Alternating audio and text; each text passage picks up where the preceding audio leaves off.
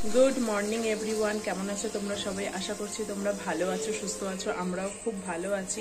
আজকে হচ্ছে বুধবার, আর সকালবেলা উঠে বাবাকে খাওয়ানো দাওয়ানো সব কিছু করে ফেলেছি। এদিকে বাবার খাওয়ারও বসিয়েছি। আর কালকে না রাত্রিবেলা কৌশিক ফ্রাইড রাইস আর ওই চিলি চিকেন না, ওই স্লাইস চিকেন সামথিং কিছু এনেছিল। তো কালকে রাত্রে না জিনিসটা খেতে পারিনি, মানে রয়ে গেছে কিছুটা। তো আজকে সকালবেলাটা গরম করছি আমি আর লালটু মিলে টিফিন করবো, কারণ মা তো এসব খায় না। মায়ের জন্য রুটি করেছে, আর এইদিকে বাবার খাওয়ারও আমি বসিয়ে দিয়েছি, কারণ আজকে একটু বেরোবো আমি। তো বাবার দুপুরবেলার খাওয়াটা আমি 11টা নাগাদ খাই দিয়ে যাবো। মা তোমার বিকালবেলা ঠিক না, ওই 2:30-3টে নাগাদ বাবাকে একটু কোনো প্রোটিন পাউডার খাইয়ে দেবে, তাহলেই হবে। লালটু, লাইটটা বন্ধ করে দাও না বাবা।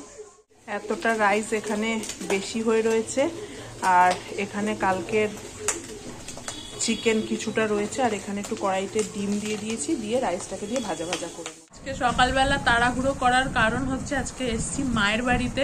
আসতে না আসতেই মা হাতে একটা ডিম সেদ্ধ ধরিয়ে দিয়েছে। ওর জন্যই বলে মাই হয়। আমি বারবার একটা কথা বলবো, যাদের বিয়ে হয়েছে তারাই বুঝবে জিনিসটা। মাই হয়, মায়ের মতো কোনো সন্তানকে কেউ দেখতে পারে না। এখন না, আমি চিন্তা করছি না। এখন এই শুরু হলো, ডিম সেদ্ধ দিয়ে কি কি দিয়ে শেষ হবে সে পরে একদম লাস্টে তোমাদেরকে বলবো। মানে মায়ের কাছে আসলে যদি খালি পেটে কেউ আসে, যেই হোক, আমরা মেয়ে বলে না, যেই হোক, ওনার কাছে আসলে উনি খালি মুখে খাবার ঠুসতে থাকে। সে অতিথিও, আমাদের বাড়িতে ভয়ে কোনো অতিথি আসে না। কেন? আমার মা খাবার ঠোসে বলে মুখে।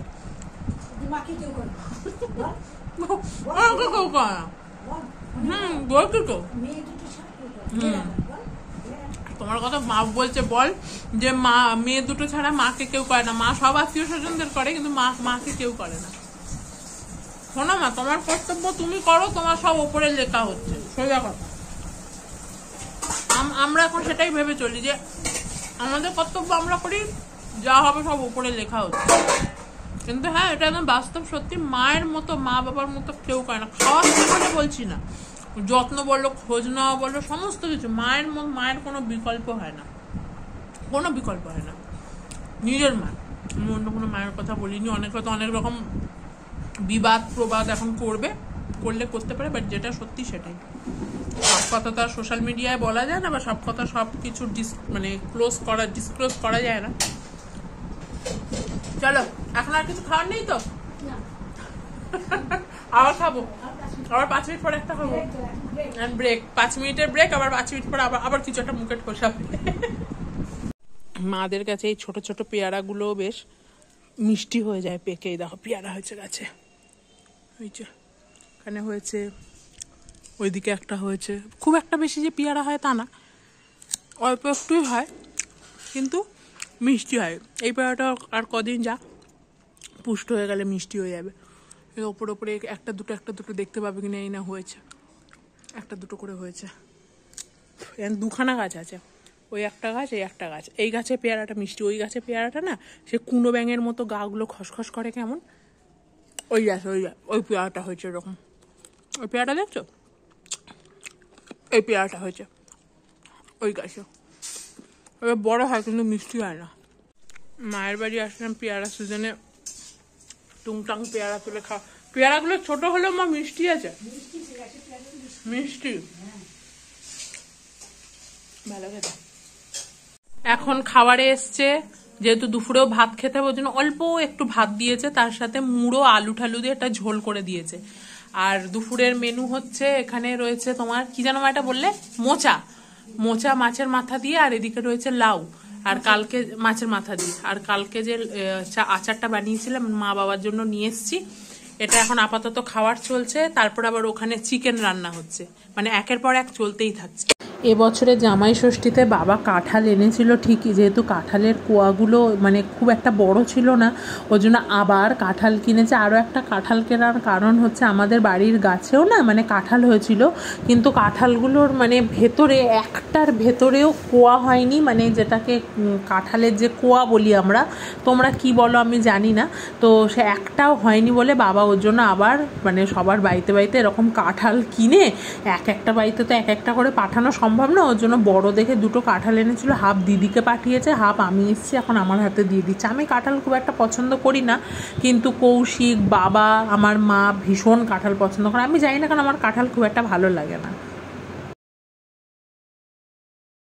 বাড়ি চলে এসেছি প্রায় 1.5 ঘন্টা আগে।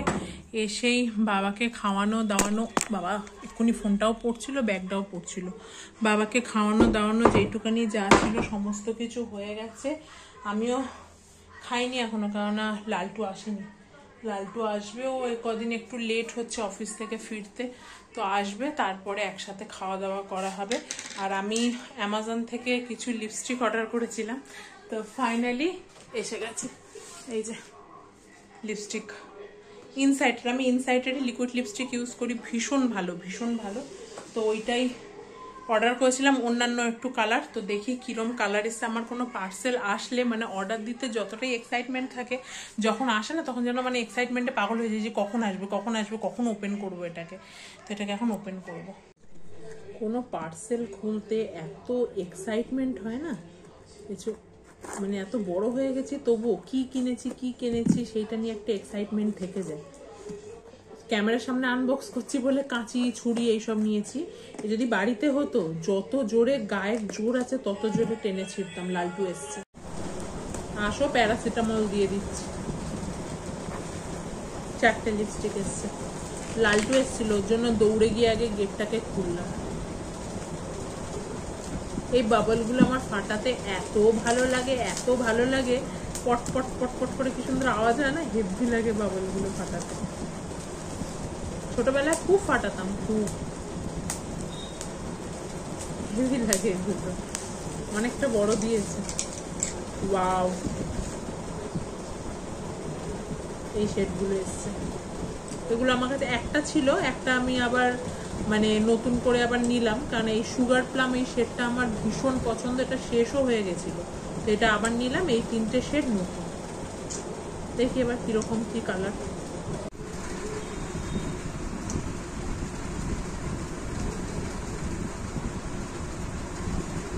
রাতের খাওয়া দাওয়া হয়ে গেছে, এখানে বডি মাসাজ একটা বার করেছি, কারণ না কৌশিকের পায়ে না প্রচণ্ড পরিমাণে ব্যথা, আর ও আসার সময় এরকম গজা নিয়ে এসেছিলো। যাই হোক, এটা এখন একটু খাবো, আর ওই পায়ের মধ্যে ওকে মালিশ করে দেবো, কারণ না মালিশ মানে বডি মাসাজার দিয়ে একটু মাসাজ করে দেবো, তাতে না ব্যথা থেকে একটু রিলিফ পাবে।